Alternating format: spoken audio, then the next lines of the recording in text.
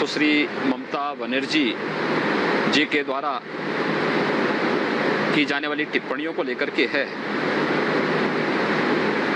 देखिए, कुछ चीजें मैं साफ कह देना चाहता हूं कि 10 वर्ष पहले ममता दीदी जिन मुद्दों को लेकर के आई थी, उन्होंने मां, माटी और मानुष की बात की थी। आज बंगाल कहां खड़ा है? बंगाल की पूरी परंपरा पर हम गौरव की अनुभूति करते हैं। बंगाल भारत की सांस्कृतिक राष्ट्रवाद की धरती रही है। बंगाल देश के महान क्रांतिकारियों, वैज्ञानिकों, समाज सुधारकों की धरती रही है। अध्यात्म और धर्म को एक नई दिशा देने वाली धरती रही है। बंगाल के अंदर बंगाल ने कला संस्कृति के क्षेत्र में अभिनंदनीय कार्य किया है, लेकिन वो बंगाल कहां गया जिस बंगाल को इस रूप में देश स्मरण करता है? आजादी के बाद देश को राष्ट्रगान और राष्ट्रगीत देने वाला बंगाल आज हिंसा, अराजकता, भ्रष्टाचार इसका पर्याय क्यों हो गया है? याद करिए, कभी बंगाल देश की इकोनॉमी का एक स्तंभ माना जाता था। आज कहां गया है? पर कैपिटा इनकम बंगाल की देश के अंदर सबसे अच्छी मानी जाती थी। आज कहां पर है? और जहां तक 4 वर्षों की बात यूपी की बात ममता दीदी करती है जी, तो मैं तो कह सकता हूं 1947 से 2017 तक उत्तर प्रदेश की प्रति व्यक्ति आय जितनी थी, हमने 2017 से 2021 के बीच में उसको दोगुना से ऊपर करने में पहुंचा। दोगुने से ज्यादा पहुंचाने में हमें सफलता प्राप्त हुई। यूपी की जीडीपी दोगुनी हुई है। यूपी देश के अंदर 2015-16 में छठी अर्थव्यवस्था माना जाता था। आज दूसरी अर्थव्यवस्था यूपी है देश की। यूपी के अंदर चल रहे कार्य, 4 वर्ष में 40 लाख गरीबों को प्रधानमंत्री आवास हमने दिया है। लगभग 2.25 करोड़ गरीबों को शौचालय दिए हैं। 6 करोड़ गरीबों को आयुष्मान भारत का 5 लाख रुपए की निःशुल्क सालाना स्वास्थ्य बीमा का कवर दिया है।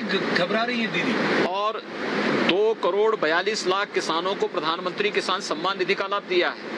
ये वे योजनाएं हैं जो भारत सरकार की योजनाएं थी, सभी राज्यों के लिए लागू हुई थी। सभी राज्यों के लिए थी। हमने यूपी में लागू किया, उसका लाभ यहाँ की जनता को मिला। बंगाल ने नहीं लागू किया तो स्वाभाविक रूप से बंगाल की जनता उससे वंचित है। हम दीदी से ही पूछना चाहते थे कि इन योजनाओं में तो कुछ भी नहीं लगना था बंगाल का। ये तो भारत सरकार के द्वारा प्रधानमंत्री मोदी जी के विजन के अनुरूप लागू होने वाली योजनाएं थी। नेशनल पोर्टेबिलिटी के अंतर्गत हम 14 करोड़ गरीबों को निःशुल्क राशन दे रहे हैं। बंगाल के अंदर क्यों नहीं मिल रहा है? क्योंकि उन्होंने नेशनल पोर्टेबिलिटी नहीं लागू किया, प्रधानमंत्री आवास योजना नहीं लागू किया, आयुष्मान भारत लागू नहीं किया, प्रधानमंत्री किसान सम्मान लागू नहीं किया। तो आखिर जनता को लाभ मिलेगा कैसे? एक दूसरा, बंगाल के अंदर तमाम संभावनाएं थी। बर्फीली चोटियां बंगाल के अंदर, एक लंबा चौड़ा समुद्री तट बंगाल के अंदर, सुंदरबन बंगाल के अंदर, लहलहाते खेत बंगाल के अंदर, पर्याप्त जल संसाधन बंगाल के अंदर, मछुआरा समुदाय के उन्नयन के लिए ढेर सारी संभावनाएं थी। इन सभी संभावनाओं को क्यों टीएमसी के भ्रष्ट कार्यकाल ने आम जन की, वहां के नौजवानों की भावनाओं के साथ सरकार ने क्यों पानी फेरने का काम किया है? तो बाबा, इसी पर हम दीदी की बात कर रहे हैं। तो मेरे को तो ये समझ नहीं आ रहा कि दीदी की असली दिक्कत आपके भगवा कपड़े से है या फिर इन पॉइंट से है या इन विषयों से है कि आप ये असलियत सामने रख देंगे कि जो पश्चिम बंगाल की जनता को मिलना चाहिए था वो नहीं मिला। देखिए, दीदी की दिक्कत उन सब से है जो टीएमसी के भ्रष्टाचार, उनकी अराजकता और उनकी गुंडागिर्दी के मार्ग में बाधक है। उन्हें मालूम है कि भारतीय जनता पार्टी विकास और सुशासन के मुद्दे को लेकर के चुनाव में मैदान में आई है। भारतीय जनता पार्टी जो कहती है सो करके दिखाती है, तो स्वाभाविक रूप से टीएमसी के लिए सबसे बड़ी दिक्कतें हैं, इसलिए बहाना करती है। कभी दुर्गा जी की पूजा को उन्होंने बैन करने का प्रयास किया था, पूरी कोशिश की थी। कोलकाता हाई कोर्ट को कहना पड़ा था कि अगर यूपी में दुर्गा पूजा हो सकती है तो कोलकाता के अंदर क्यों नहीं। ये टिप्पणी माननीय न्यायालय की है। और बंगाल में दुर्गा पूजा नहीं होने देती, सरस्वती पूजा नहीं होने देती, जय श्री राम के नारे पर गुस्सा होती हैं। और जब बात आती है बंगाल के अंदर, तो स्वाभाविक रूप से कभी वो भगवा को गाली देती है, कभी प्रधानमंत्री जी को गाली देती है, कभी। लेकिन बदल गई है दीदी। इलेक्शन आते आते तो उन्होंने चंडी का पाठ भी पढ़ा। कई लोगों ने बोला गलत पढ़ा, मैं उस पर नहीं जाता। उन्होंने तो चंडी का पाठ भी पढ़ा, उन्होंने तो मंदिर भी गई, सुबह गई, मंदिर में जा रही थी, चोट लग गई, व्हील चेयर पे आ गई। लेकिन बाबा मैं आऊंगा उस पर, मैं दोबारा इस पे आता हूँ कि दीदी ने, ममता बंदोपाध्याय एक ऐसी नेता थी जिन्होंने लेफ्ट को हराया वहां, जिन्होंने लेफ्ट विंग और वहां पे लेफ्ट का जो करप्शन था उसके खिलाफ ही वो खड़ी हुई थी। लेकिन ये कहा जा रहा है, वहां की लोग कहते हैं कि कट मनी असलियत है, करप्शन असलियत है। मैं दोबारा आपके ऊपर आता हूँ बाबा, जब आप जाते हैं तो ममता बनर्जी पहले तैयार हो जाती है कि आज उन्हें क्या क्या क्या बोलना है, उनको पता होगा।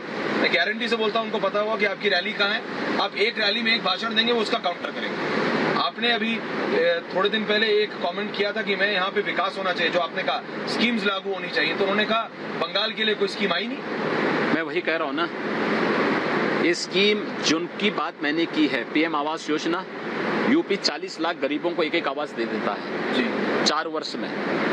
बंगाल ने क्यों नहीं दिया? पीएम किसान योजना, इसमें तो हमें पोर्टल पे केवल किसानों को फीड करना था और अपलोड करके देते, वहां से पैसा डीबीटी के माध्यम से किसान के खाते में पहुंच जाता। आपने क्यों नहीं किया? आयुष्मान भारत की योजना, हर नागरिक को 5 लाख रुपए की स्वास्थ्य बीमा का कवर भारत सरकार दे रही थी, इन्होंने लागू नहीं होने दिया। ये चीजें साबित करती हैं कि विकास में, लोक कल्याण की योजनाओं में उनकी रुचि नहीं है। इंफ्रास्ट्रक्चर के लिए highway, railway, airport, AIIMS, IIM, IIT, एक जाल बिछरा पूरे देश के अंदर। आखिर बंगाल क्यों इससे वंचित है? इसका मतलब राज्य सरकार की रुचि इन सब में नहीं है। यूपी में 2 एम्स बन रहे हैं, हमारे यहाँ 70 वर्षों में जितना हाईवे बना होगा विगत 6 वर्षों के अंदर उससे दुगना बन गया है। हर इंटरस्टेट कनेक्टिविटी को हम 4 लेन की जोड़ रहे हैं। प्रदेश के अंदर 5 नए एक्सप्रेसवेज यूपी स्टेट गवर्नमेंट बना रही है। नए एयरपोर्ट बन रहे हैं, 5 नए इंटरनेशनल एयरपोर्ट यूपी के अंदर बन रहे हैं। बंगाल के अंदर क्यों नहीं हो पा रहे हैं? उनके अंदर तो संभावना है। हमारे पास तो कोई बर्फीली चोटी यूपी के अंदर नहीं, हमारे पास समुद्र का कोई किनारा नहीं, लैंडलॉक्ड स्टेट हमारे पास है। लेकिन उस सब के बावजूद यूपी का एक्सपोर्ट बंगाल से ज्यादा कैसे? यूपी की इकोनॉमी बंगाल की इकोनॉमी से अच्छी कैसे हुई? यूपी का किसान, यूपी का नागरिक बंगाल के नागरिक से ज्यादा खुशहाल कैसे हो गया? सरकार की नीयत साफ होनी चाहिए और राज्य और केंद्र मिलकर के अगर किसी कार्यक्रम को आगे बढ़ाते हैं तो उसका लाभ कई गुना ज्यादा होता है। और आज ये यूपी के अंदर देखने को मिल रहा है, लेकिन बंगाल के अंदर रुचि के अभाव में उन्होंने लागू नहीं